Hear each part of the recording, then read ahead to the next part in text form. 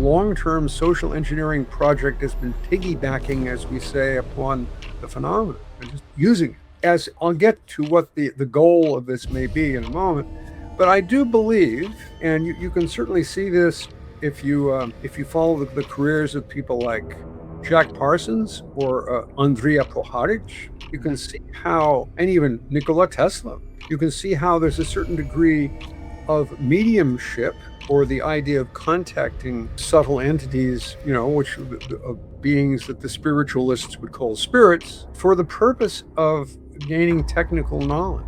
This tendency, continue. And there may be some people in the military and industrial intelligence complex who are in ongoing contact with certain entities of this kind, which is a different level. There's the level that more people in that world will accept, but we don't know what it is, but we can use it. And then there's a few people saying, well, we know what it is, or we think we are in special contact with these people, with these beings. And of course, if there's a particular goal of this social engineering program, at least one part of it is to delegitimize all the religions of the earth, all the revealed religion, Christianity, Islam, Judaism, more directly the Abrahamic religions, because Buddhism and Hinduism seem to have more of a place for beings like UFO aliens, where they may be, although they certainly have their place in the Quran. They're called the Jinn. Now I think that's precisely who they are, and I'm sure you will agree, because you've written an essay on that very subject.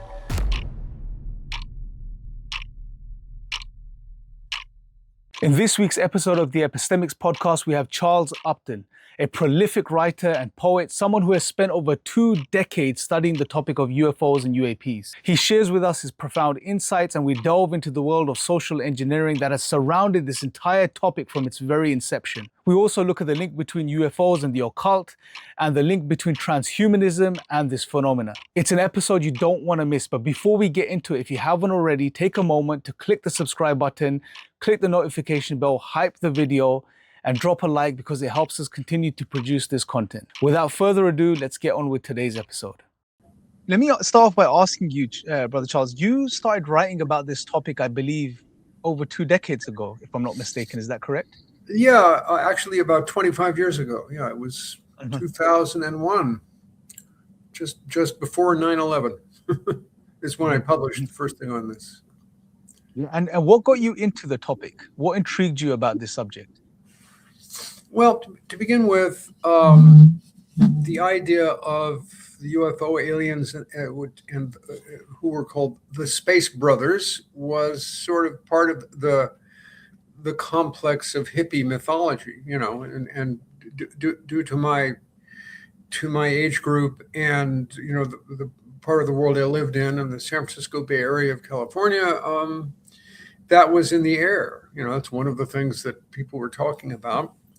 But more to the point, there was a time when I decided to go on a retreat, just a self-directed retreat, not within the framework of any particular religion, within the framework of the idea that, we hippies have all the scriptures of all the religions to read, and then we can take LSD. And so that combination means we can know anything. That was that idea. So, so this did not have to do with psychedelics, but I went on a retreat on Mount Shasta, which is in California, Northern California, and that is considered to be a sacred mountain by the Native Americans, and a magic mountain or an occult mountain by every occult group that you can possibly imagine. So my experience, what I did is essentially I ate nothing but brown rice for 3 days, and I took a vow of silence. The vow of silence was undoubtedly the powerful thing, because there's an awful lot of energy, especially if you're a writer, is used up in speech, in that part of the mind. So you just take a vow of silence, and that energy starts to build up. So during this retreat, I was meditating at one point with my eyes open, as I used to do, facing west, looking over this incredible landscape of mountains, just going into the distance. And it was around twilight. And as I was sitting there, I would go into a light trance, if you want to call it a trance, go into a meditative state. And as I did that, I saw these two very precise points of light crossing the twilight sky. And there was somehow the light of those was more defined and more complete than light that I had seen from any other source. They were just precise, And I said to myself, what are those? And I sort of shook myself and came back to normal waking consciousness, and they disappeared. So I said, that was interesting. So I went back to meditating again and went into that light trance, state of consciousness, and they appeared again. So I said to myself, so those are the UFOs, and I see sort of where they live, the level upon which they live. They're really out there, but you have to be in a particular state of consciousness to see them. And I'm very glad that's my only experience with UFOs, except when I was writing the book that you just showed everyone. I was driving down the road in where I live now, Lexington, Kentucky, in the United States, and I saw this orange orb arcing over the road, and it went rapidly down behind some trees very fast. If it had been an aircraft, it would have crashed because there was no way it could pull out on that, that speed and that trajectory, but it just disappeared. So I said,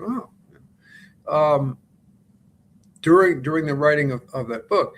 So I'm very glad that nothing more happened to me. I mean, there are people who will get involved, in a paranormal experience with UFOs, and it's either it will be extremely traumatizing to them, which it usually is one way or another, but it would also be attractive, amazing, an amazing thing that's never happened to me before. And boy, I hope it happens again. I want more of that, and you have that kind of, and I never felt that. I didn't want this to happen again.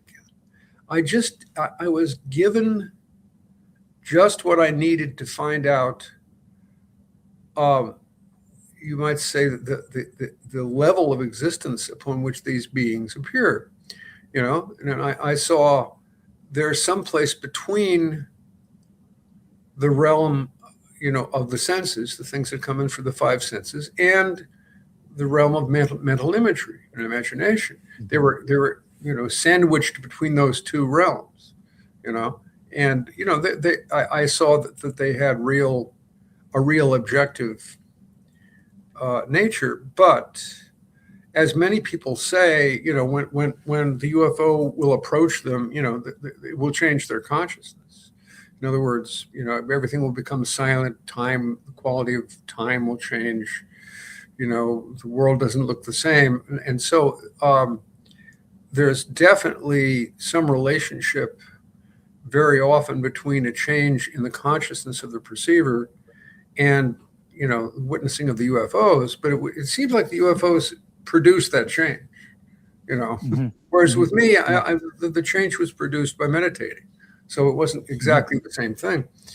So I learned what they are, not everything about what they are, but the level of existence upon which they habitually exist. So that was interesting. And then as the UFO myth developed over the years in the United States, largely through the motion pictures of Steven Spielberg. This was a big thing. When I saw his first major film on UFOs, which was called Close Encounters of the Third Kind, I looked at this and I said, this is mind control. I don't believe this. This person is trying to manipulate my consciousness. What the hell is this? That was my first, and I met very few people who agreed with me. People would say, ooh, it's probably real, or I would love it to be real, or maybe it'll really happen. And and everything. That's because hippies, and we were still sort of hippies at that point, a lot of us, they're very credulous people, very perceptive in a lot of ways, very imaginative, and open to different experiences, like the earlier generation, the older generation had not been, but also very credulous, very lacking a critical mind to deal with these realities.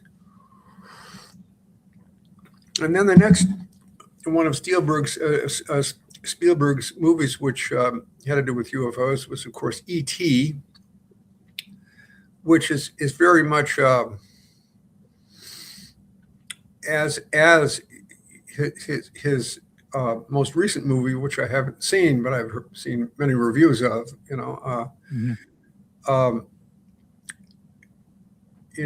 Disclosure Day. Basically, a reworking of or parody of the Christian myth or Christian doctrine. It's pretty consciously that. And I looked at that, and I saw that in the movie theater, and I remember I was sitting there, and I made some snide remark about the thing, and the woman in the row in front of me turned around. She was weeping, and she says, "Well, can you say a thing like that? This is beautiful." And I said, "Huh?" And there were the people. It had a weird effect on people. People were strangely moved by things that did not seem very moving to me. They seemed either absurd or rather ugly, It's interesting you mentioned that, Charles. The same reactions have been reported with this recent movie, Disclosure Day, that people are weeping and crying and having an emotional, spiritual experience during the, watching the film. Yeah, I don't. So Spielberg, undoubtedly. I mean, what I wrote in 25 years ago in my book, The System of Antichrist: Truth and Falsehood in Postmodernism and the New Age, and a lot of that has been reprinted in the book you just showed, the Alien Disclosure Deception, with additions over the years. And what I said at that time, there was one section in that book called The Spielberg Agenda, and I just said, is this mind control, or maybe to give him the benefit of the doubt, he just has a mind control-like style of motion picture production. Maybe that's just his art. But it seems to me that those strange abnormal reactions that people have to things which are not properly moving in any way, or which are actually quite sinister if you look at them straight, indicates that there's some knowledge that he has, either just as an artist or perhaps as someone who's been trained in this, of how to appeal to or push the emotional buttons of human beings, and so it's from day one, when Spielberg's movies came out, I just said, this isn't real. This is manipulation. And I don't know how I knew that, but I did. So Charles, there's so many things based on what you said. And firstly, I think you're spot on with your analysis and your conclusion that you came to several years ago about Spielberg. Recently, Bryce Zabel, I don't know if you know of him, he was on the Jesse Michaels podcast. He's a director as well in Hollywood. And he literally said that Spielberg was approached by certain agencies and was made an offer, and he accepted the offer, and he's basically carrying out his job as far as this aspect of social engineering, as you refer to it in your book, The Alien Disclosure Deception. Brothers and sisters, I really recommend everyone to pick this book up and read it, because it's a very unique book in the whole field of ufology, because you spend a lot of time firstly dealing with an area most people don't even touch, which is the social engineering aspect of what's going on. So I want to get into that with you, I guess, to start off with, or the second thing, which is there seems to be two aspects of this whole phenomena and the community. One aspect is the phenomenon itself, which we'll discuss later on. And the other aspect is the very neatly constructed narratives that are spun around this whole topic. which you refer to as this social engineering, which has been Yes. taking place for a very long time. So maybe give us a bit of a summary on what you mean by social engineering around the topic of the UFO. Well, to begin with, my first inkling that this was going on came from a book by Jacques Vallée, who is, I consider to be the best of the ufologists. I don't agree with him in everything, but he's seems to be the most honest and the most, the one who covers the most aspects of the phenomenon. And it was, a book called Messengers of Deception, in which he made the point or the statement that he was looking at the UFO phenomenon in terms of how it was changing collective belief systems of society. And whether he, in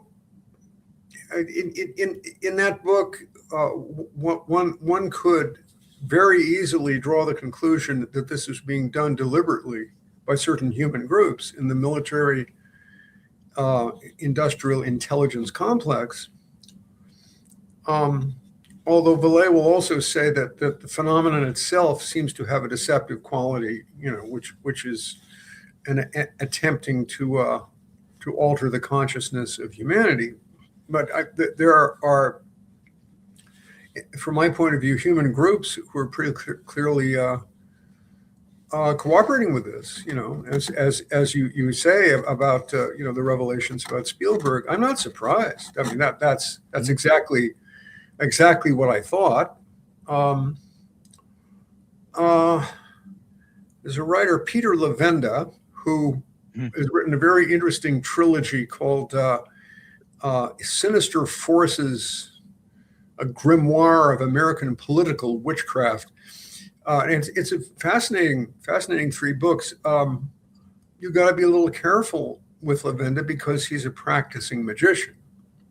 He may be a follower of Aleister Crowley, among other people. I wouldn't say he's just a follower of Aleister Crowley, but and this to me is a rather sinister lineage. But it certainly puts him in a position to see a lot of what's going on. I mean, he has contacts with Tom DeLonge of the To the Stars or To the Stars Academy, whatever it's called now, and also John Podesta, who's Democratic Party operative who was Hillary Clinton's campaign manager when she's running for the presidency of the United States. So you can see through him and through a number of directions just how integrated the belief in the UFO phenomenon or the use of the UFO phenomenon is in terms of the ruling elite of this country. On one level, I believe that the military and the intelligence community looked at this phenomenon and said to themselves, well, this is obviously real. This is happening. It's undeniable. We don't know what it is. We don't know how to control it, and we don't know what it is.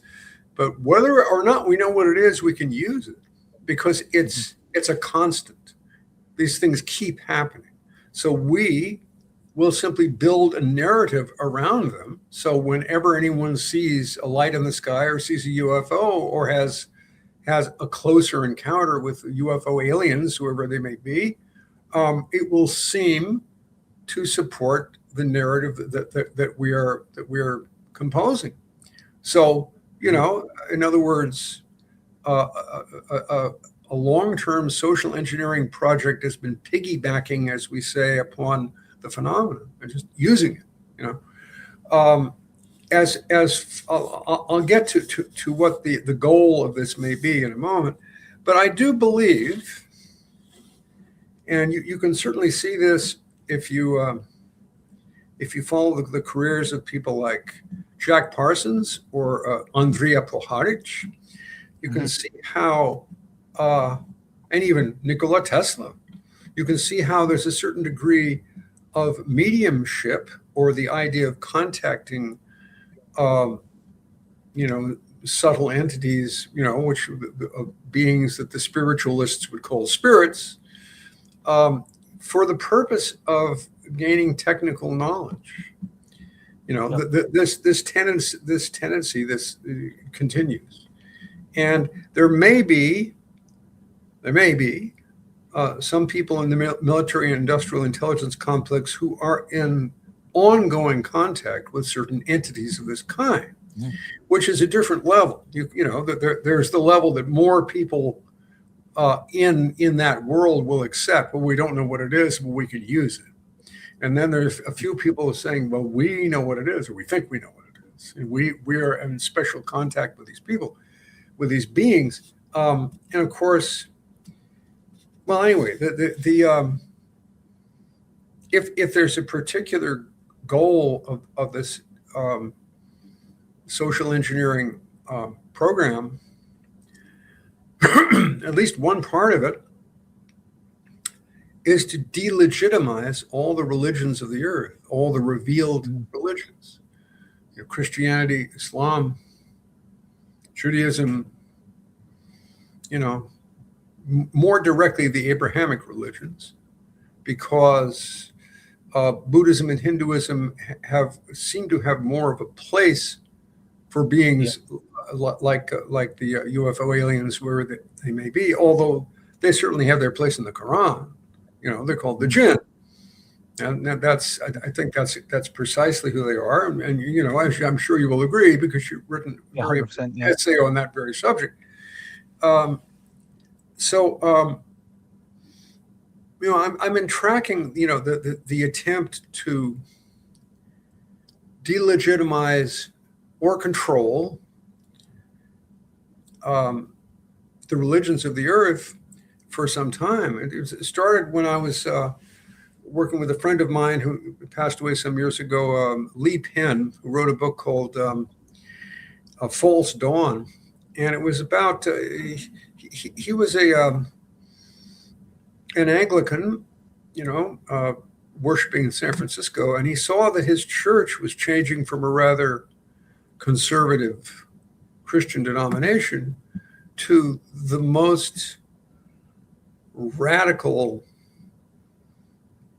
form of liberal ecumenism that you could possibly imagine. That this was pioneered by Bishop Swing, who's the Anglican bishop of Northern California, or California, I forget his diocese. And he wanted to federate all the religions into a single thing called the United, according to his project called the United Religions Initiative, which would make a federation of all the religions. And then ideally this would become a sort of a non-governmental organization of the UN. It would be under the auspices of the UN. So he wanted to put all the religions of the world under secular authority, of the internationalists, of the globalists. Well, that went for a while. There was a certain degree of push in that direction, and of course there was also a push back. So that was not going to happen exactly in that form. Mm-hmm. But what's taken over from that tendency? Oh, and also, what Lee Penn did is he, in his book False Dawn, he came up with a lot of really interesting research about the connection and the influence of globalist organizations, the UN and national governments and foundations and think tanks, many, many, many different organizations working to influence the interfaith movement, mm-hmm. With an apparent goal of creating something like a one world religion. A lot of money and influence was pouring into the interfaith movement.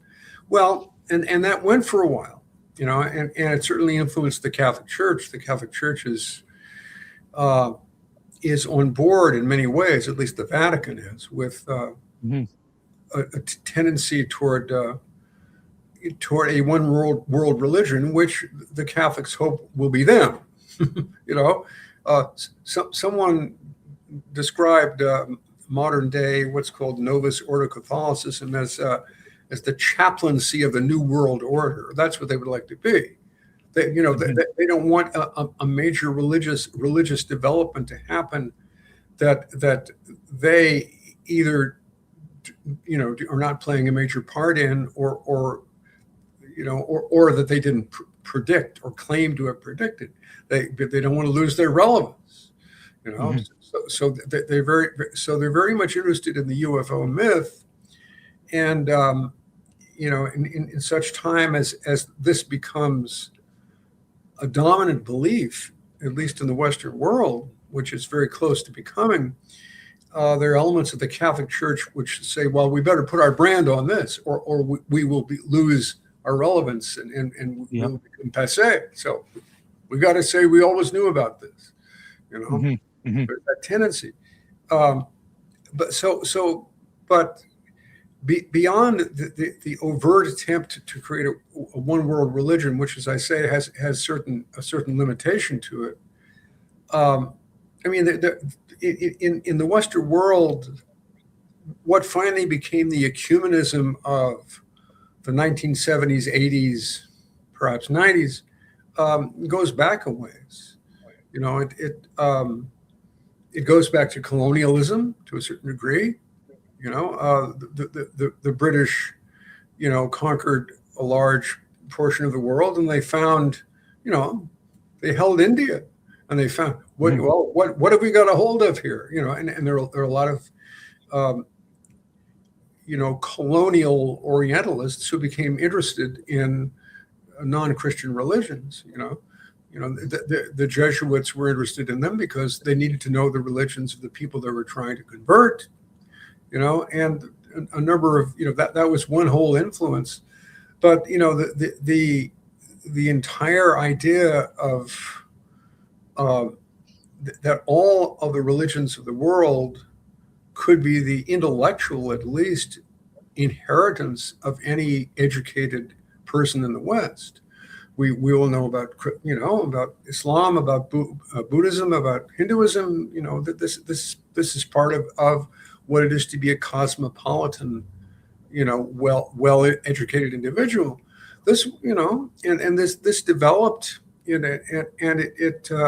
it came to fruition with people like Joseph Campbell, and perhaps one of the last people who was firmly in that viewpoint was Houston Smith, who was a good friend of mine and my wife's. Passed away some years ago at 97.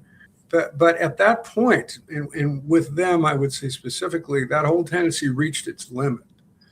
And the other religions, the various religions of the world, non-Christian religions, were saying, wait a moment, we don't just want to be part of some synthesis of the world religions invented in the West as a kind of neo-colonialism. We want to be ourselves.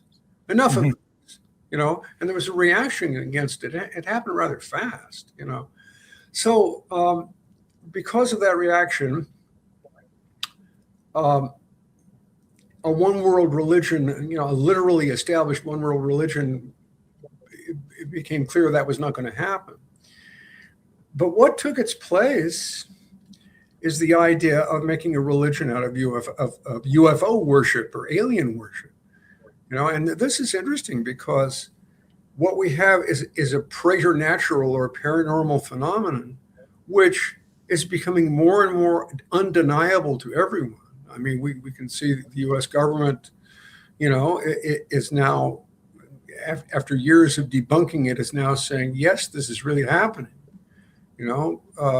Our present president and two earlier presidents of the United States have said, yes, this is real, and so this is a different phase. And what's interesting about UFO worship, we can say, people will look at the UFO aliens, believing them largely to be highly evolved or advanced species from other planets, say, well, they are our spiritual guides.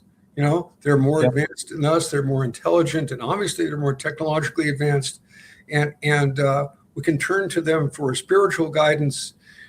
And in fact, they may have even created us, because And this is very interesting, because people who have been either agnostic, not knowing much about about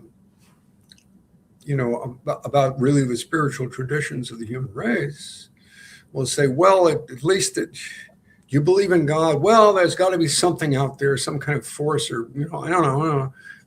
They're very, very uncertain as to what they're talking about, although they feel there's something, on a higher level than the human race, but they don't know what that is. Or even people who are complete atheists, don't believe in any of this kind of religion thing. Both of those groups can be appealed to with the idea of the UFO aliens, because this is something that gives people part of what religion has always given people. Like, where are we coming from? Where are we going? Who are we? What's our place in the universe? All those questions, which are natural for the human being to ask. Well, here's an answer, but it's an answer that does not require anyone to give up their materialistic assumptions. You can be a complete atheist and yet have a religion, and that's why the idea of a UFO religion is of mass appeal right now. And I believe that as we speak, there are millions of people who are in effect converting to this religion. And the unfortunate thing is, this is an outcome that has been planned for generations. And this is being imposed upon us. And it's these social engineers are very smart, because they've imposed this on us, but they've given us the idea that finally, because of us and because of our work and because of our insistence and our agitation and our filing freedom of information requests and all of this and all the things we've been doing for all these years, finally we're making the powers that be tell us the truth. They didn't want to, but we're making them do it. The truth is, they've always wanted to, but they knew that if they could make us believe that we had forced them to tell this truth that they didn't want to, that we would believe whatever they said. And that's the cunning of this kind of social engineering. Actually, I should send you, which I haven't. There is an amazing file that Edward Snowden discovered. It was the images for a PowerPoint presentation. And we don't have the lecture, but we have the images, and there's a lot of text in the images. And it's a whole. You want to see an entire system of mind control hitting every level of society, of social engineering. It is mapped out in this amazing document. This is how you do it, And what's strange, it's called The Art of Deception, by the way. And what's strange is some of the images that appear in it are images of UFOs. So this is being done to us, and it's being done according to what I call the Fabian socialist method. Now, the Fabian socialists, I think H.G. Wells, the father of science fiction, was a Fabian socialist, and essentially the idea was, if you have a revolution, a violent revolution, and suppress or attempt to liquidate, the class that you're revolting against, this may work for a while, but there will be a reaction, because this has been forced upon too many people. Whereas the Fabian socialists say, don't force anything on people. Make them believe that this is what they've always wanted, slowly, over the generations if necessary. And that way you can really change society. You can really change collective belief. and people will identify with the new worldview, and you will not have the danger of a counter revolution. So this is what's been done to us, and it's like the illusion of autonomy, basically. Create yeah, this illusion of autonomy, and yeah, people will accept. And especially if you think about it from the perspective of the liberal mindset or the liberal age and the idea of freedom, this plays in very nicely from a psychological perspective. yes, it Uh, does. Yes, it does. Yeah, So, and, Brother Charles, what you said, I mean, a lot of this, I've been thinking about similar things recently as well, and I can't help but literally agree with everything you're saying, because it's so interesting the way all of this has been constructed over the decades. So you had, for after the Enlightenment, this move towards this type of secular liberal modernity, mhm, atheism being an offshoot that came from that zeitgeist, that milieu. And for a very long time, for several decades, the materialist narrative, the materialist philosophy, naturalism, atheism has been dominant. But the flaw with that mindset has always been that it doesn't cater to the human nature. The deep existential questions, as you mentioned, are always there. Who am I? Where have I come from? Where am I going? So that was only going to work for so long. But you can see that being a part of the system, leading people up to the point now, which is after atheism, what's the natural fit for the secular liberal mind? It's a new myth, a new idea, a new narrative, which is yes, that there are beings that are highly evolved. They're biological beings. They're part of the physical material world, but they are here to spiritually help uplift you and take you to the next level. And a yeah, new type of God is emerging, essentially. And I mean, if you think, if the devil was to sit on a round table with human devils, amongst humanity, and come up with a plan as to how to influence and control humanity, I mean, this is the perfect plan you could come up with, yes, essentially. yeah. This is why that there are some Christian critics, quite a few of them, that say this is a precursor to the regime of Antichrist, of Al-Dajjal, which Uh, I think is very plausible. But yeah. in terms of Christianity, it seems, at least, well, when you look at Steven Spielberg, his attack is directly upon Christianity, and obviously so. Yes. Now, why is this? The Catholics, for example, will say, well, that's because Catholicism is the true religion. Therefore, Satan, wants to attack it more than any other religion, and that more or less, is it's a backhanded way of validating Christianity. I think we also have to look at the different possibility is that Christianity is more vulnerable than any other religion to this.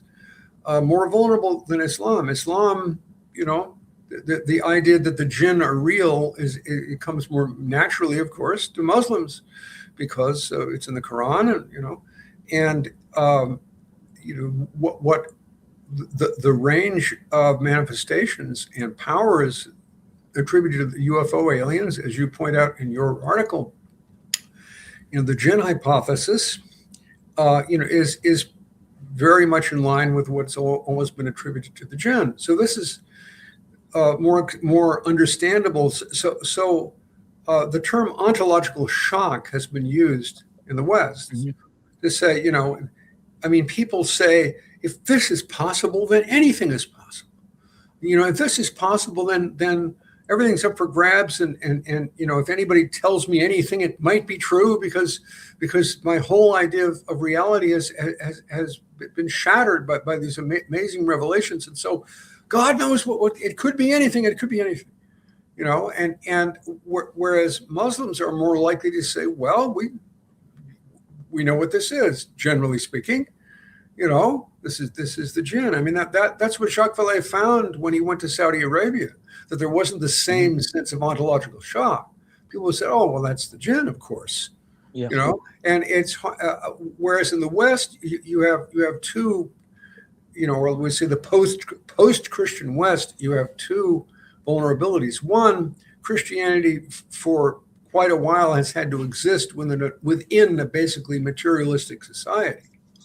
So there is the vulnerability of materialism to the belief that these must be UFO aliens. from other planets, extraterrestrials. And also the Christian view of these beings, the traditional Christian view is, well, they are demons, which is a lot closer to the truth.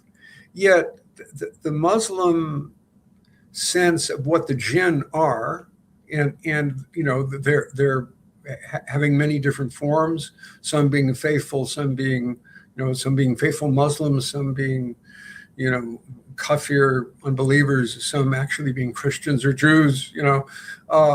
This is a little closer, and generally, the folklore of the jinn, and which is similar to, in some ways, to the folklore of the fairies from Western Europe. I wouldn't say that all of the folklore of the jinn is literally true. The folklore has its own limitations.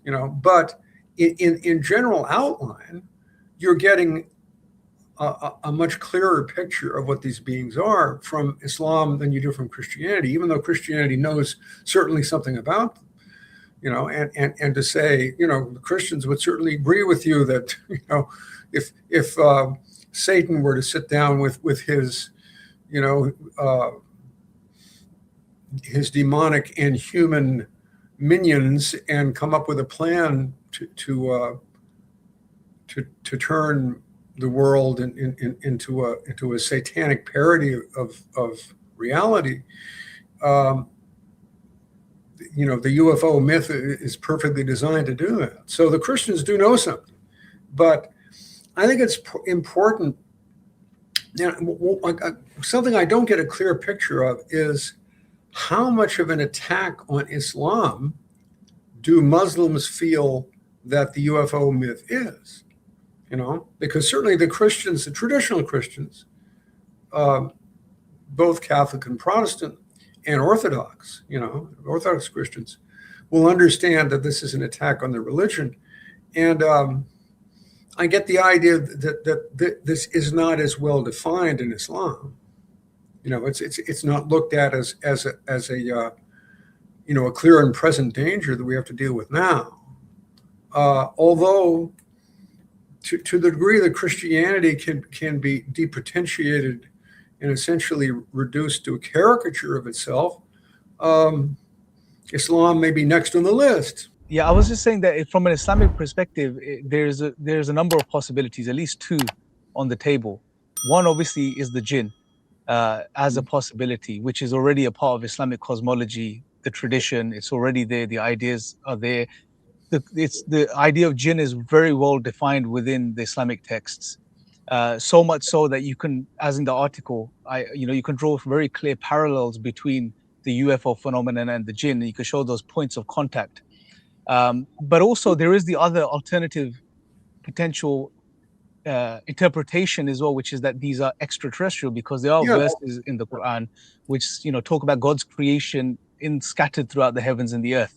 So we're not limited as far as the possibilities or the explanations are concerned. Right. However, I've been in certain discussions with some Muslims as well, over the past few years, trying to highlight that, look, even though we have multiple possibilities, we have to do the job of looking at, okay, what's the best explanation? Infer to the best explanation based on the data that we have.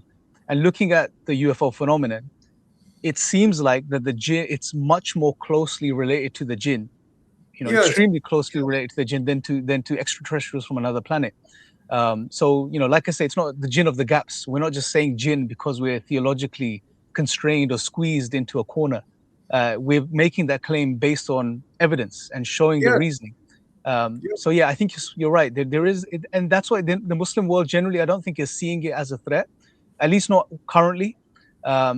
But by the looks of things, the way these narratives are being constructed, and like you mentioned, it seems like it's moving towards this idea that these beings created you, they seeded you, they are your creators, they tinkered with the genome, and so on. I think it may become a potential problem in the future, especially for those that take that extraterrestrial hypotheses as opposed to the jinn hypotheses. So yeah, it is interesting times though. Charles, I want to ask you, you mentioned and I want to get your take on this. You also mentioned the whole discussion from the perspective of metaphysics, and you mentioned in your book that the current sort of modern world, there's that metaphysics has crumbled. There's not really a clear understanding of what reality is. Mhm. We may understand reality from a physical perspective, that there's a material world, but that's it for the modern man and woman. You know, there's nothing as far as the unseen or the realities that exist beyond the senses. How do you obviously explain it, but I want you to sort of go into this now. How does that pose a problem as far as understanding the UFO phenomena for the modern mind? Well, that is the problem. If you will hear people who are coming out of a a materialistic worldview, and then I've been forced to admit that this phenomenon is real. Just listen to how their minds will go in circles. Well, it could be, I mean, these beings appear to be something like, interdimensional. What does interdimensional mean? Well, it is something like, saying from a particular world or level of reality of the unseen, but with a complete metaphysical worldview, you will have an ontological hierarchy. Have a hierarchy of being. Like Ibn Arabi's five Hadrat, for example. Are one version of that. The material world, the subtle world, which is the Alam al-Mithal, or the Malakut, and then the Jabarut, and the different levels of being. And if you have a clear idea of what those levels are, even though they are, the definitions are flexible to a degree, because different writers, and different traditions have slightly different view. But if you have the general outlines of this, then you can situate where the Jinn or where beings who manifest the powers of the UFO aliens would be, where their point of origin would be, which I was sort of did when I was meditating on Mount Shasta. I said, well, oh, that's where they are. They're not fully material beings like we are, and yet they can, the UFO aliens can materialize, and they may be able to materialize for quite a while. Not just, usually it's temporary, but we have stories, which, and we're going into folklore again, stories of people who have married women of the Jinn, and lived with them for a long time. And I'm not saying those are necessarily true, but this is allowing for the possibility of a materialization that lasts quite a while, or objects that are shown as having been created by the Jinn. Like in Indonesia, a family will have a kris, a dagger, which has been in the family for generations, and they say, well, this was created by the Jinn. And this once again is folklore. I'm not saying this is definitely true, but that this, in other words, it's pointing in the direction of that possibility that they can create objects which are stable in our world. These are things known in spiritualism as apports. In spiritualist seances, the story goes, certain objects can be materialized which remain stable in our world. So, and in my book, I said somewhere what UFOs are apports, so, and this is dealing not with certainty, but with an educated speculation, with reports of crashed UFOs. This is what they could be. No proof, but worth considering. So,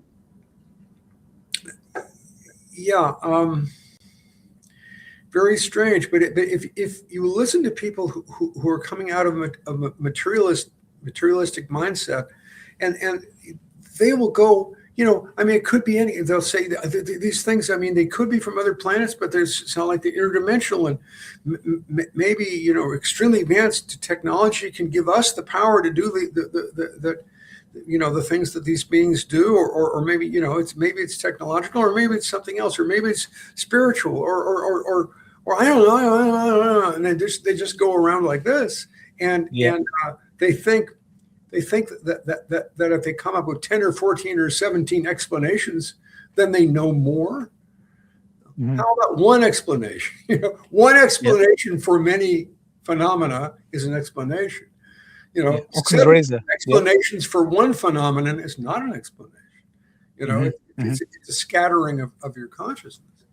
Yeah, and that's why we say, that if you look at the Jinn hypotheses, it has great explanatory power. Yeah. It has explanatory scope and explanatory depth. It's not just a claim. We're basing it on a sound tradition, which we have for over 1400 years. Yeah. And it has a whole, system that's outlined about these entities. And even the things you mentioned in folklore, like the swords and so on, you can find the root to those ideas and concepts within the source text. So, for example, the Jinn are referred to as builders and divers, right? Builders build, builders make things, And then the story of Solomon and the Jinn working for him and building unique, amazing things for him. Right, and so the folklore divers as well. So now we talk about USOs, undersea objects, which are seen coming in and out of the ocean. So Yeah, and that's another interesting. So there was a very interesting narration I recently came across. It's not traced back to the Prophet, peace be upon him, but it's traced back to a companion. And he mentions that in the narration, I'll send it to you after, that Solomon, it's a sound narration. So Solomon chained the devils, or a group of devils, within the oceans, and that they will be freed near the end of times, and they will bring a new Quran, or a new recital, a new revelation. Indeed. It's a very interesting narration, and I mean, it's everything you said about these so-called aliens, that are bringing they seem to be bringing a new revelation and a new system for the world. For some time there have been different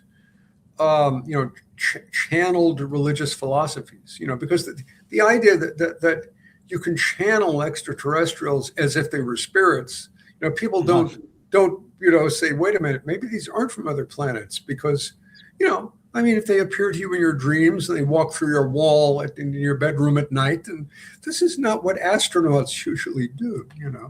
I was laughing when I read that in your book. It made me really laugh when you mentioned Neil Armstrong, and you wouldn't expect them to materialize and dematerialize and walk through your walls. It doesn't work like that. Yeah, and there are two pieces of evidence. One coming from Jacques Vallée as to why these are more likely to be the Jinn than extraterrestrial astronauts. Jacques Vallée simply said, look, if we take only the best, the most well-attested experiences of seeing UFOs, or of encountering UFO aliens, or going aboard a spacecraft, there are simply so many of them, perhaps hundreds of thousands of them. And the idea that people, beings could be traveling through, thousands of light years of space in physical craft to get here and do this, appear that often everywhere under so many different circumstances and for so many thousands of years too. That doesn't make sense. And there's another researcher, Preston Dennett. Now, he happens to believe that these are extraterrestrials because I don't think he draws the obvious conclusions from his own research. But he just he details how many different forms these beings take. And we think, well, they're the grays, they're the mantids, the insectoids, Nordics, Nordics, the Bigfoot and the Wolfman, and extended categories of entities, cryptids. It's like maybe there are 4 different races. Some people say now, well, if you listen to Preston Dennett, there are hundreds. Their forms are phenomenally varied, and yet their manifestations all have similar aspects. But the way they appear, if they were coming from other planets, they'd have to be coming from 200 different planets. And Yeah. this doesn't make sense. Yeah. Whereas it's known that the jinn are shapeshifters and can appear in many different forms, and so the beings simply, fulfill the definition of the jinn, and not the definition of biological entities who have evolved on other planets and come here in physical spaceships. Yeah. Although we have to say, they can become entirely physical. They can become so physical they appear on radar and they leave, physical traces behind. But this is the hardest thing for people to imagine, that something that is not properly physical in our world could actually fully materialize in our world. This is hard for people to imagine.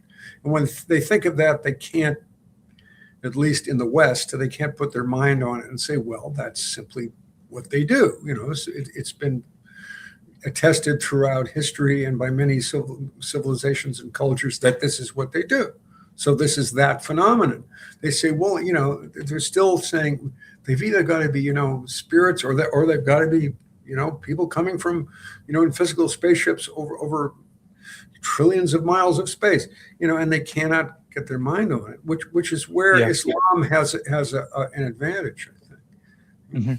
But I mean, there's been such a smear campaign, generally speaking, against Islam over the past several decades, that that plays a whole factor in people wanting to listen to what Islam has to say. On top of that, obviously, the worldview, the dominant worldview today, the materialist worldview, has a limitation as well as far as what it can perceive to be true, and therefore they interpret. Like, one of the things I find really fascinating, Charles, is you see if people see an orb or a light in the sky, and immediately they say craft, whereas the observation, there's nothing about a ball of light or an orb of light which tells you that it's actually a physical craft. It could be, but it could be something else. Yes. But because of that modern interpretation, whenever you see something in the sky, it's a plane, it's a technological aircraft. Yes. We jump to those assumptions, and I think worldviews are shaping our perceptions to a degree as well. And this is why what you mentioned about metaphysics is very powerful. Yeah, and on the other hand, if it is accepted that these are beings who are usually invisible to us and not, properly material in the sense that we, how we mean that word, then we cannot imagine that they could actually materialize, or that they could have a technology or something analogous to our technology. It's almost the Cartesian split between spirit and matter, keeps splitting our idea of this phenomenon.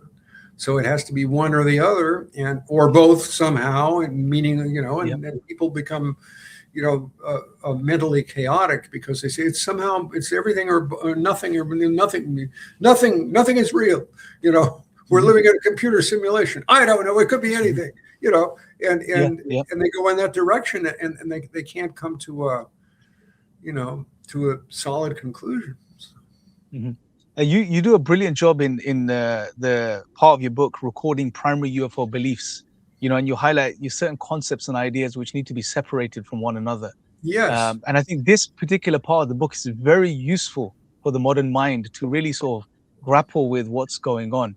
The other thing we have to be honest, that I think within the Muslim world, unfortunately, the idea of jinn has also been reduced to just these, spooky entities that fly around and possess people. And that's all we know within the Muslim mind. That's all the jinn are, and again, I think it's a bit of a disservice to the tradition, because there's so much information about the jinn and what they do. And like you said, they are not just spiritual or unseen entities, but they can also manifest physically. They can appear, they can take on different forms.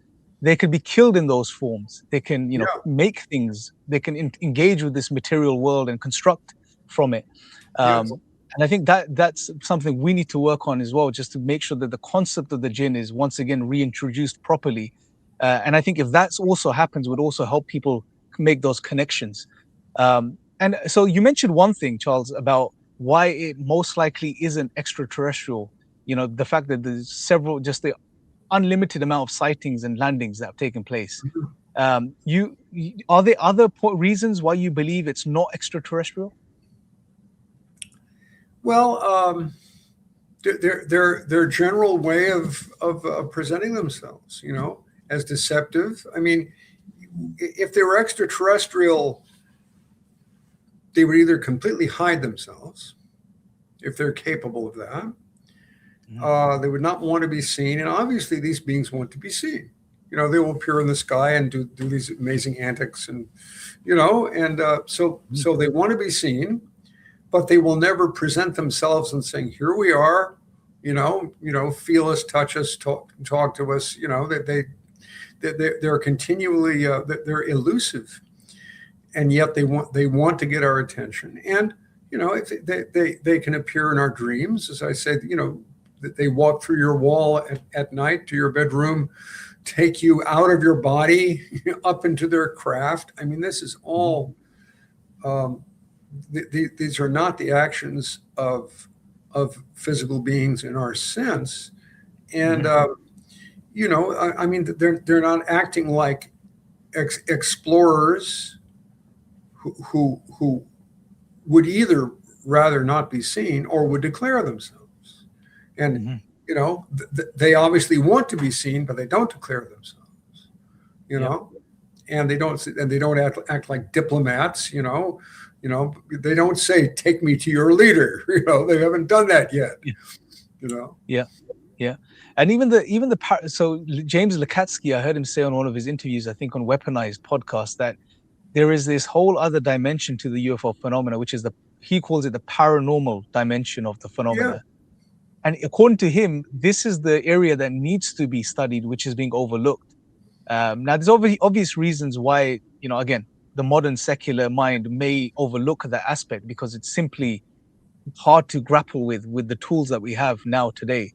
But it's real. I mean, the hitchhiker effect, I've heard you speak about that before as well. Yeah. I mean, again, ET, why would they attach themselves to people, terrorize people, affect extended family members, appear in the form of cryptids, half dog, half human? It just doesn't make sense. Yes, and sometimes they will appear to one person throughout their life. When they will first appear in childhood, and then as an imaginary friend or something like this, and then they,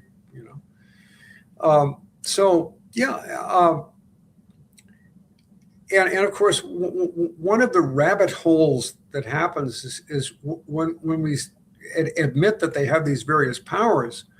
The materialist mindset says, well, maybe this is really advanced technology. Cutting edge physics. Might be able to give us these powers. Time travel, for example.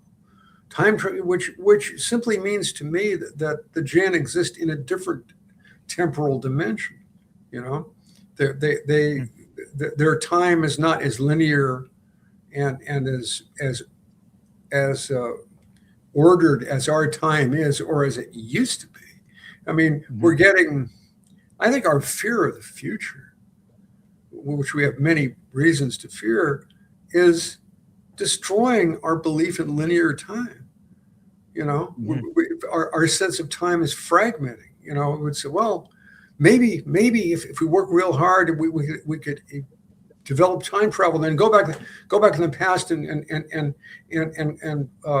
we wouldn't, we'd fix the mistakes we made that got us in this mess, and maybe we could just hide in the past, or jump beyond the apocalypse into the future, when the earth is beginning to regenerate itself,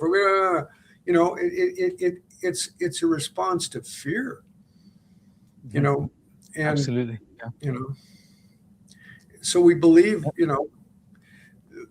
the thought that the power, which I'm calling the powers of the Jinn, could be the manifestation of a kind of technology we could develop.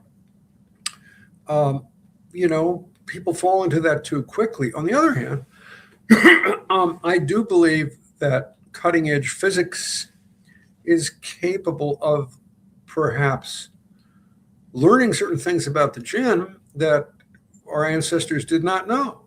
I will not say that physics can't tell us anything about the Jinn, because they cross the border between their world and ours, and I have speculated that border is the electromagnetic spectrum. Exactly what that means, is uncertain. But for example, now of course, these are just stories, and I don't know if these stories are true, but people who were doing paranormal investigations at the famous Skinwalker Ranch, under the auspices of Robert Bigelow, a billionaire, who has been trying to come up with scientific proof of life after death.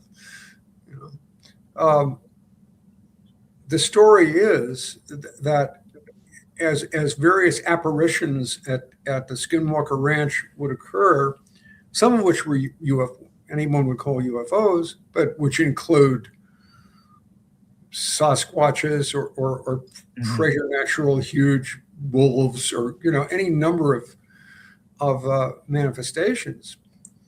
As we know, the Jinn can appear in many forms. The story is, and I'm not going to say I know this for sure, that certain electromagnetic frequencies accompany these manifestations, particular ones. Okay. Yeah. So it may be possible that physics can,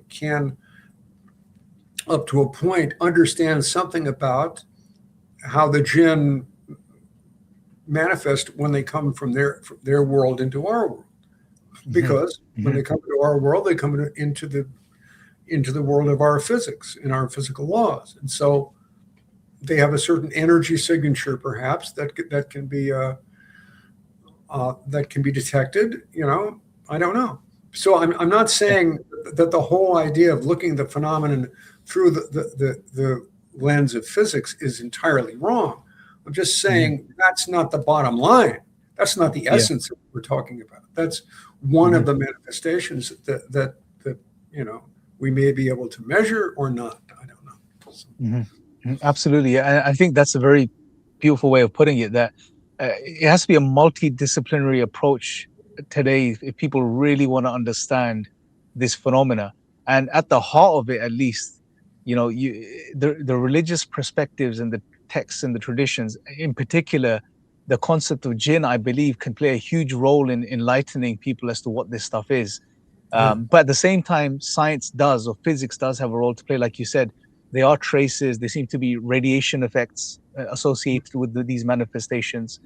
So one of the ideas that I've been thinking about recently, based on an etymological study of certain words that you find in the Quran relating to the origins of the Jinn, it seems like it may be a type of plasma. Smokeless fire. Exactly, yeah. And even the word marriage and samum that are used, they signify something volatile, something energetic, something that's constantly shifting and moving around. The word jinn itself means unseen or invisible. If you look at all these characteristics, they're very similar to what you would call plasma. They have the same characteristics. And then plasma obviously itself has a very direct relationship with the electromagnetic spectrum. The fields have to be very precise within a plasma. So obviously there's a lot there. And I think it's very interesting speculation as to what they may be. And therefore they're giving off this stuff when they're manifesting in some way, shape or form. But I guess the point is that the physics would have a role to play, but it can't give you the complete picture of what we're dealing with. It's a secondary, to me, it's a secondary understanding, because it doesn't define the central ontological reality of these beings, the layer of existence where they properly reside. It just says this is what happens when they come through into our world, but it doesn't say what they are in their world so much. Yeah. So Charles, let me ask you, you've obviously spoken to quite a few people over the years, about the topic of UFOs and this phenomena. What has generally been the response when you mentioned that these entities may be the Jinn, or that these entities may be those entities have appeared throughout history in different forms, in different cultures, in different civilizations, and not extraterrestrial. And you've presented your reasons to them, which are very sound, and you articulate them beautifully. What has been the response, generally speaking? Well, the response has been, I've been writing about this for a quarter of a century, and when I first wrote The System of Antichrist, which is, subtitled Truth and Falsehood in Postmodernism in the New Age, I did that because, to take a little digression here, I was, for a while, my wife, Jenny, was a student of Sayyid Hossein Nasr, Dr. Nasr. And she would go to his Sufi Majlis about once a year in Washington, D.C., as, we were living in California. And she, actually, I heard him say, he was thinking out loud, he said, we should reach out to the evangelicals. And I thought to myself, we shouldn't we? And that idea came into me. And so as I was writing The System of Antichrist, I understood at the moment I was writing that many evangelicals were starting to talk about Antichrist. That was a big topic, And so I said, I'm going to appeal to these people. But since I'm Muslim, I know they will not credit me. They can't say, this Muslim said. They would not say that. And yet they will listen, because anyone writing about Antichrist, they will listen to. So I did it. And, just recently, I've been hearing language that I used in that book coming out of a lot of people's mouths. The system of Antichrist. I mean, I will hear the Antichrist system. And I say, I think I know where that came from. So it's interesting. I mean, for some reason, I'm looking at too many different aspects of the situation. So people's fantasy cannot be engaged with one aspect of it. The books that sell well are following a particular aspect of it. Now, I don't know, maybe Diana Pasulka, you would say something better about her, I mean, she's just not just writing, sensationalistic potboilers. She's got some very interesting. And of course, Jacques Vallée is very well known and respected. But for some reason, I just included too many elements. And so people could not digest the entirety of what I was saying. So I would get, I've gotten some very positive feedback, but not on a large scale, because like I say, it's what I consider my ability to make a comprehensive view of the phenomenon, including elements that half of my readers would be uncomfortable with, or the other half of my readers would be uncomfortable with the other elements that I include.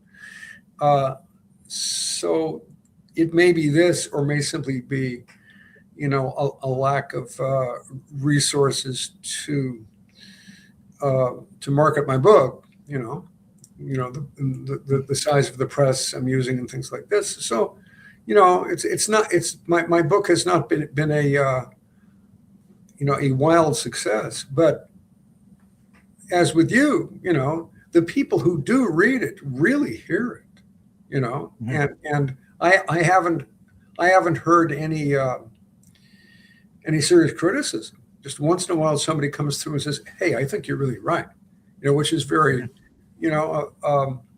somehow my writing appears to very serious readers, appeals to very serious readers, and which not everyone is. So, unfortunately, yeah, and I think that's another crisis of the times that we live in, that people don't read things that challenge them, I guess, and we need to do that more.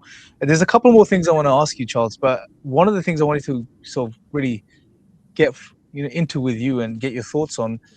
Now, the link, and you mentioned this briefly earlier, there is a very clear link between the initial flap, you can say, in the US in the 40s, and figures like Aleister Crowley and Jack Parsons, who were, Yes. known magicians, they were engaging in certain rituals in the desert, Babylon working with Parsons and Crowley in Egypt. And it seems like this flap starts. And Nick Redfern, you quote him as well in Yeah. I think The Final Events, his book is called. He mentions shares his interview with the Collins elite, and that they originally, it seems like, according to him, that they were formulated because of Jack Parsons to a great extent, because they wanted to see or discover, was there a link between what he was doing and these UFOs just appearing everywhere. What's your thoughts on that link? And obviously, it's overlooked by many people. They don't like talking about this stuff. But what's your thoughts on that? Well, actually, I hear that link spoken of more and more these days. Jack Parsons. Well, I mean, there are two names that really, if you investigate the career of these people, you will see the bleed through between the whole world of magic and occultism and the world of technology and government and the intelligence agencies. And these are Jack Parsons and Andrija Puharich.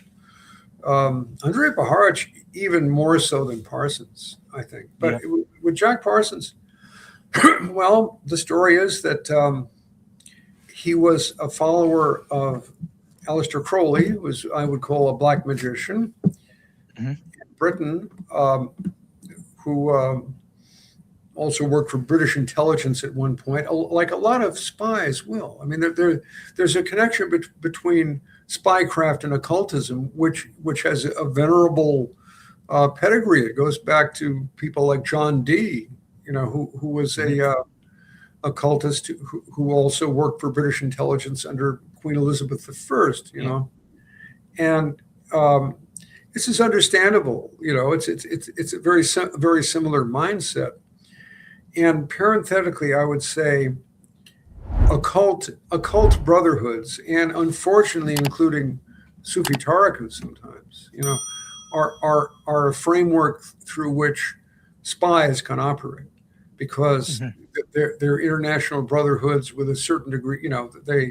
If they're not completely secret, at least they have an element of discretion, and they have lines of authority, that they follow. And, spies have learned to use organizations like this. The Freemasons certainly, have been used by spy agencies. So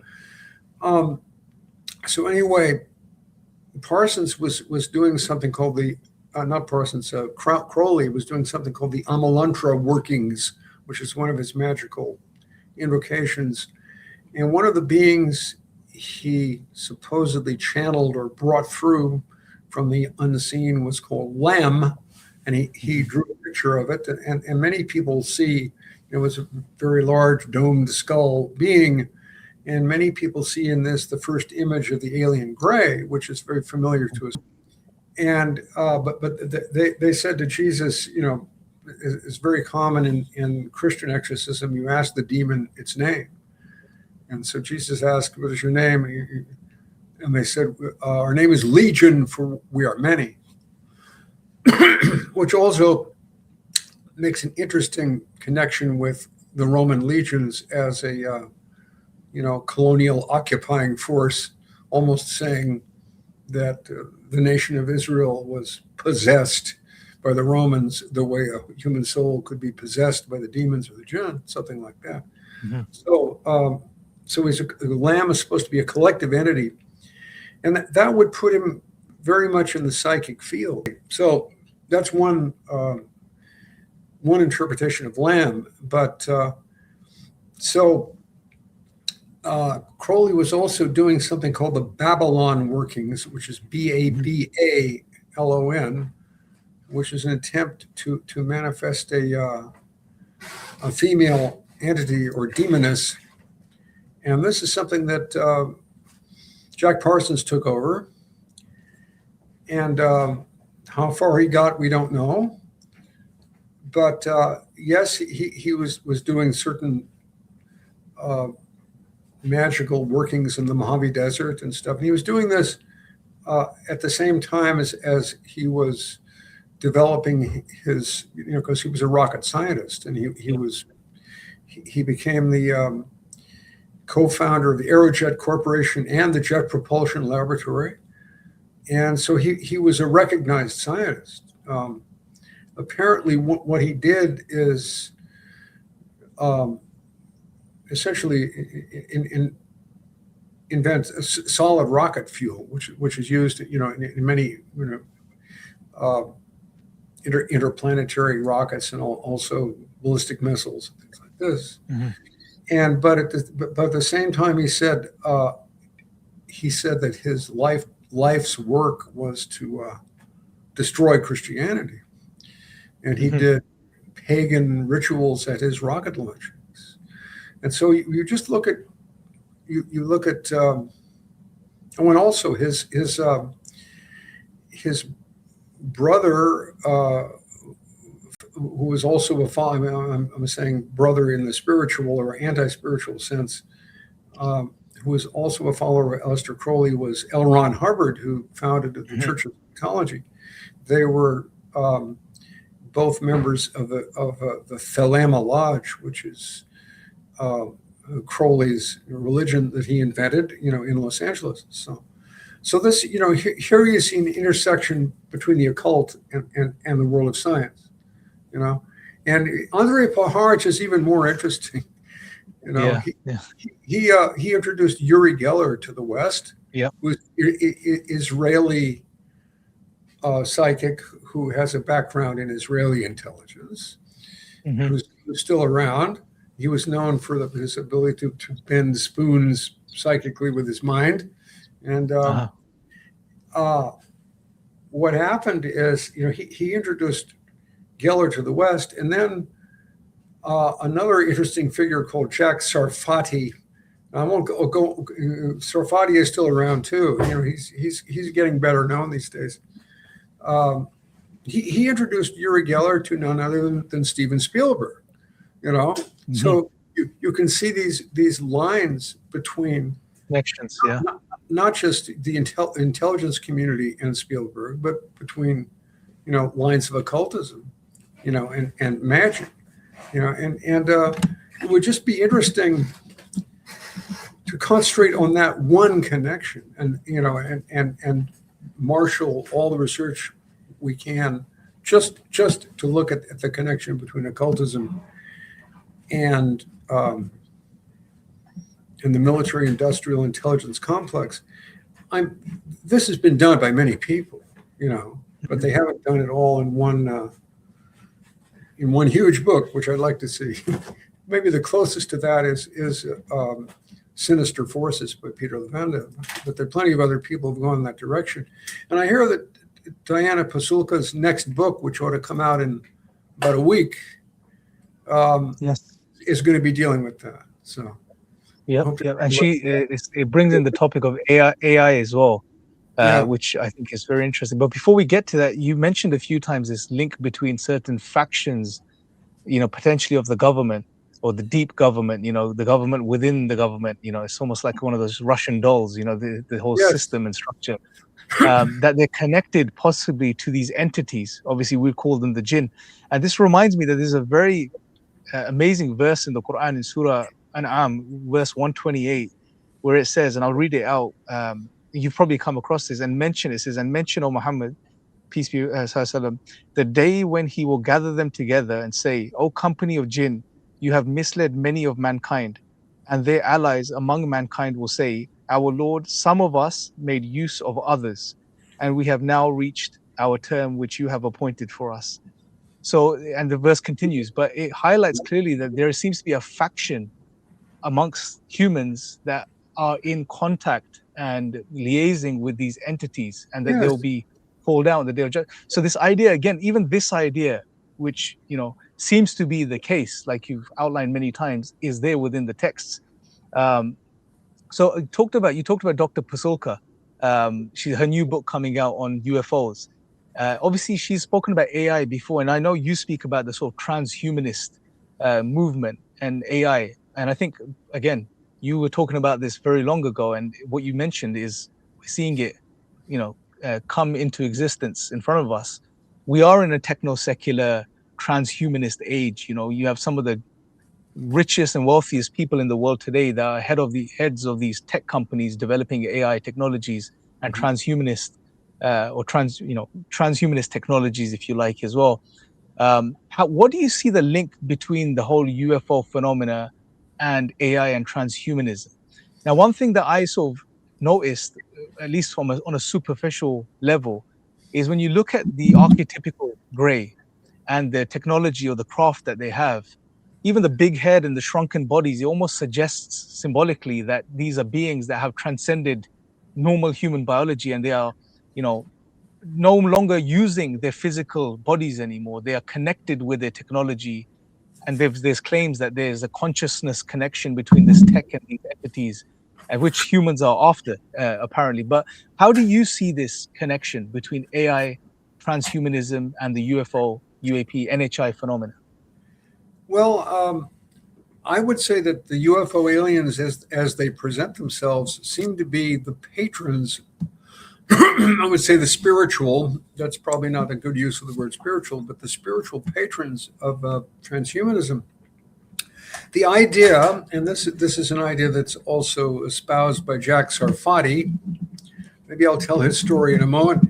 The idea, well, these are not from other planets. They're the human race from the future. They're us from the future, which means that we don't have a very happy destiny. But if they're us from the future, then of course we'll have to turn into them, right? Because it's inevitable. They are our future selves. And to the degree that they are, as you described,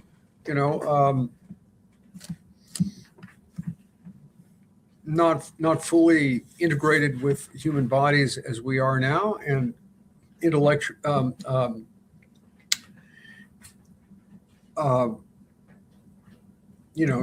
technologically enhanced, whatever they are. I mean, some people will say the grays are not fully biological entities, but that they are cyborgs who have been created by the real entities in order to serve them, and all of this. This is, but if this is what we're going to evolve into, we have to do it. We're going to have to do it.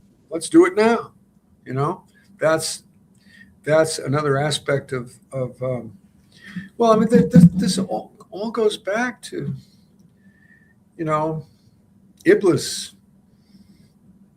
after he refused to bow down to Adam with the rest of the angels in the world before Adam was sent to Earth to be Allah's Khalifa in terrestrial existence. He refused out of pride. And then he said to Allah, well, I know I'm now headed for the fire, but give me time and I will be able to distort and damage your creation. And Allah says, all right, do your worst, because this world is a world of choice, and you will provide the negative choice which is necessary for those who are my servants, to reject in order to prove their loyalty to me. In order to fully choose me, they have to reject an alternative, because that's what this world is like, the world of time. So go ahead. And it seems like that's what that's the tendency that the UFO aliens represent. They represent the temptation to reject the fitra, to reject the human form, to reject the amana, what our role as Khalifa on this planet. And they're the final temptation. It makes a lot of sense. I mean, it just, like you said, it's that claim that, I will mislead them, and the claim that I am better than him, because I'm made of this and he's made of that. This type of pseudo-rationalism. You could say he was the first pseudo-rationalist to ever exist. Obviously, he wasn't looking at the bigger picture, that the knowledge that God had that he didn't have, and he was just based off of his arrogance and pride and ego, refused because he had choice, being a jinn. and you see that even symbolically with the manifestation of this phenomena through the centuries and even today, that it always tries to appear or manifest as greater than the human or what the humans have. Yes. So that humans can submit. In the ancient world, in Greece and Rome, they appeared as gods, or the pantheon of the gods, and people will submit to them. But for the techno-secular mind, they're appearing as these highly advanced extraterrestrial Yes. entities Exactly. whose technology is far superior than ours today, and we want it.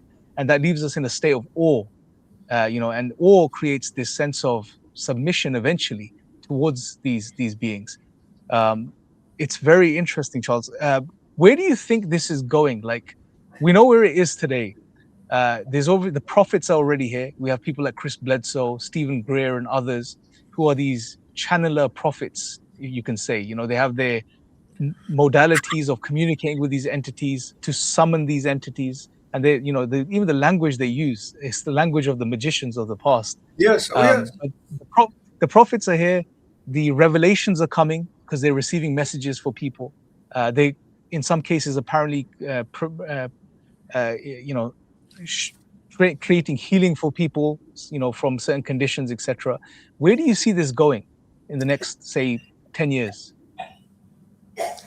Well, I mean, this tendency to turn, temptation for us to turn against our own humanity will only become more defined, more intense, more complete. But at the same time, there are those who will wake up to the fact that this is what's going on and say a much more definitive no to it. So what we're having is a separation of those, who will remain faithful to Allah. I mean, one of the most relevant ayat of the Quran is saying they forgot Allah, and so Allah caused them to forget themselves. Mm-hmm. It's exactly what's going on. That's what we cannot retain our hold on our humanity without a belief in God. Mm-hmm. Cannot do it. And then the whole idea of secular humanism and liberalism was, well, we can be decent human beings, and we don't need God in order to be human. And I'm sorry, now people say, hey, and we don't need to be human, because if we become human, maybe we'll have to believe in God again, and God forbid that we should ever do that. There's that tendency, but there are plenty of people who will wake up and saying, "What, this is something to be said an absolute no to." And so we have, the conflicts that are predicted for the time before the coming of the hour. Here are the conflicts. Perhaps those who retain the human form and understand that this is, the UFO religion and transhumanism and so many other things are a direct attack on our humanity. Perhaps they will form the army, as it were, of the Mahdi. And I don't want to get too literalistic about that, but this is predicted. This is So in other words, there is a definitive ultimate conflict is emerging, and I have to say that some of the participants in this conflict are the angels. People don't generally who accept that there is such a thing as the unseen and beings can come from the unseen. How often have I heard people saying, well, and you often they will quote something that Jacques Vallée said. Well, Jacques Vallée said, maybe all these things, angels, demons, jinn, and gods and all these, they're all the same thing because they all come from the unseen.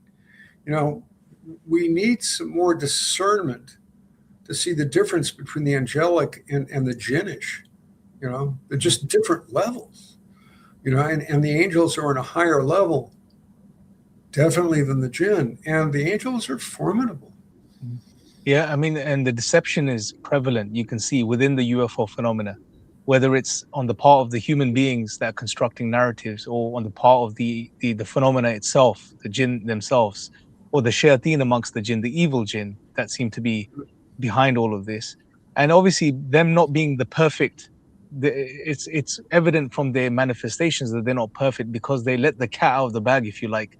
They make those mistakes or leave those traces or telltale signs for people of discernment to pick up on, such as, harming people, doing negative things. And I guess that reminds me your recent interview with Whitley Strieber.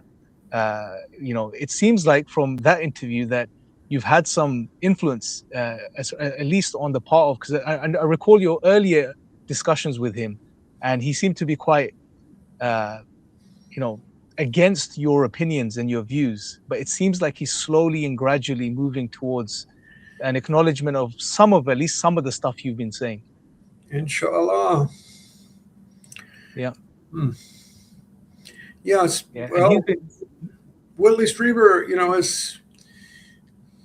it seems to me that before his book Communion came out, we still thought of UFO aliens as little green men with, insect antennae, And after his book came out, then the image of the gray became, what's suddenly that's the way everyone saw the aliens. So he's had a huge effect. Yep. So, but he knows, I mean, they have hurt him seriously, and he knows they're toxic and he knows they're deceptive, but it's hard for him and hard for a lot of people who do not have sufficient spiritual religious formation to really get a sense of the reality that is not this amazing paranormal thing that has intervened in their lives. That's a higher reality than that, and how would one connect with it? And this is difficult for people who don't have, the correct religious faith of one kind or another to embrace. But I hope he finds his way. I do, because he wants to. But it won't be easy if you've been that connected with these beings for that long. Breaking with them will not be easy. So. I recall I had a discussion with a lady. She, attends a lot of the X spaces that we do on Twitter, or what was formerly known as Twitter. And she's someone that these beings have been channeling through for a very long time. And we got into a discussion with her. And at one point we asked her, because they started channeling through her as soon as we started to challenge them. And it was a very interesting discussion. And then at one point I asked, I said, can you ask the beings, were they known as the Jinn amongst the Arabs? And she paused for a second and she said, they don't want to answer that question. Oh, well, that is an answer right there, isn't it? There you go. Exactly. Very good answer. Silence is consent, if you like, in this case. And there's many people that they're channeling through. And like in the case of Whitley Strieber, I really believe that because they saw he had certain skills as a writer, someone that could influence a lot of people, they used him as a conduit to channel their ideas through and create this new idea or perception of the gray and this new form that they will start to take. Yes. Actually, the Jinn once, I'm a writer as well. The Jinn once appeared to me because, I started out as a poet and I still write poetry. And once I had a dream of them and they appeared to me in the dream and they said, we will make you, the most famous and respected poet of your time. You will be able to write these vast epic poems, with the greatest of ease, and we will teach you how. And they actually gave me a line of the kind of poetry that I would be able to write if I would make an alliance with them. Wow. And the line was, their great sapphire searchlights sweeping the giant dead. And I said, wow, what if I could write a whole epic, language like that? But I said, well, no, thank you. But they approached me as a poet, not as a magician, which of course is one of their roles, particularly, in the time of ignorance before Islam, that they inspired the poets. And of course, in those days, the poets were all half magicians anyway, So very interesting. Brother Charles, I'm going to ask you one last question, and then, like I said, there's probably, if you have time later on, we'll definitely need to do a part 2 and probably more parts, because your knowledge on the subject is vast, and one episode is not going to do justice to it. However, hopefully, as an introductory episode for the viewers, at least on this channel, they can see some of your thought and your work. One last question: one of the first things when I was reading your book that I found extremely, like, it was a penny drop moment. I was like, yes, this is exactly what's going on and what I've been thinking, but I couldn't put it into those words. You refer to it, I think, as the worship of the mystery. That there is this element, and some of the resistance is coming from the people, that they see this topic as almost that one channel to the enchantment of the world again. That's something that breaks them free from materialism. And they don't want that to end. They don't want that to stop. So they hate the idea of someone coming with a definitive answer, like yourself, who's very clear about their position. It takes all the fun out of it, sort of. Yeah. But if they would just realize it's not that much fun. I mean, these beings are deceptive, cruel, toxic. Very often people who've had contact with them, will have lingering illnesses which may go on for the rest of their lives. Whitley Strieber is an example of that, and so when people have been traumatized, you don't want to think something inexplicable and terrible has happened to me. I don't know why. I don't know how to protect myself from it. Why did it happen? What's going on? If an alternate explanation is offered, maybe this is a higher reality. Maybe I'm special. Maybe I'm chosen. That's much easier to live with, even though it's not true, than the sense that you've been horribly violated. And this is one of the reasons that people who've been approached by these beings will not simply say, how ugly, go away.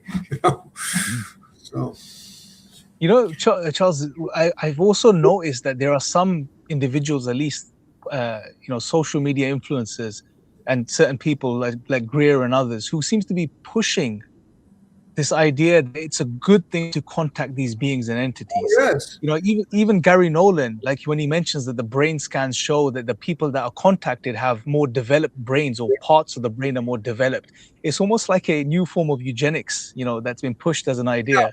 That the intelligent people get contacted, the superior people get contacted. And then these CE5 and all these protocols, again, are pushing people, encouraging people to make contact with these entities. And it scares me because people don't realize how dangerous this stuff is. I mean, we've had so many people contact us that have messed around with this stuff, and now their life is hell because they can't stop this phenomena terrorizing their family. Yes. So any words of advice for these people? If it were presented as, for example, witchcraft or as Satanism, then there would be a percentage of people who would say, well, I don't want to do that. That's evil, and there are also plenty of people who said, what's wrong with it? We're getting that nowadays. But this will get the people who would rather say things like, well, religion is all a secondary overlay on the primary phenomenon, based upon social indoctrination, which is, of course, no social indoctrination is true. That's all. We're beyond that, and so it looks like a terrible descent into a narrow-minded literalism rather than a deeper discernment. One of the difficulties, somewhere in my library, I've got a book, and I don't know which one it is, but I read this once, where there was a Sufi saint who was doing his salat, his daily prayers, and as he was praying, he saw that the faithful Muslim jinn were praying with him. And he turned to them and said, well, I hope you won't take this wrong, but could you please go and pray somewhere else? Because even though these were the faithful Muslim jinn, they were not the demons, it's you're extremely distracting, because they're very distracting. They're fascinating, and if people have been immersed in materialism and a feeling that the world, as you say, is lost its enchantment, and they need to re-enchant the world, then the jinn will appear, or the fairies, or whoever they are, and say, "Wow, look what we can do." The world is romantic, lyrical, and magical again.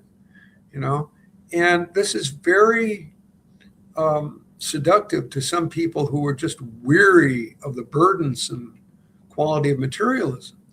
But they don't understand that the more, the kaleidoscopic aspect of the jinn becomes part of their consciousness, the less they're able to focus upon the one, upon Allah, and that kind of distraction is a very deep veil that's unfortunate if people come. It's addicting. Paranormal or preternatural experience is addicting. It's just like a drug. Mm-hmm. So. Mm-hmm. Yeah, absolutely. Brother Charles, thank you so much for doing this. I really appreciate you coming on, taking the time to do this. Brothers and sisters watching this, I really recommend, and I'm not just saying this, this is one of the best books I've read on the UFO topic, because it's not the same old, it doesn't cover the whole, okay, here's what the government says, here's what we know about it. That stuff's important, but this give you a very different and important perspective on the stuff that goes unseen, the sort of, like we said, some of the stuff we discussed here, the social engineering aspects of the phenomena, the different way people in today's world see this stuff, the metaphysics of everything, the connections with the occult. There's a lot that you cover in this book. Again, we've just superficially touched upon some of these things. So definitely pick up this book, The Alien Disclosure Deception, the Metaphysics of Social Engineering. We're going to have Brother Charles, if it, hopefully very soon, whenever you have time, on for another part where we can maybe go into a lot more detail in regards to specific areas in the future. And obviously we'll be staying in touch as well and communicating about and seeing where this goes. But yeah, anything else you want to share with us before we wrap up?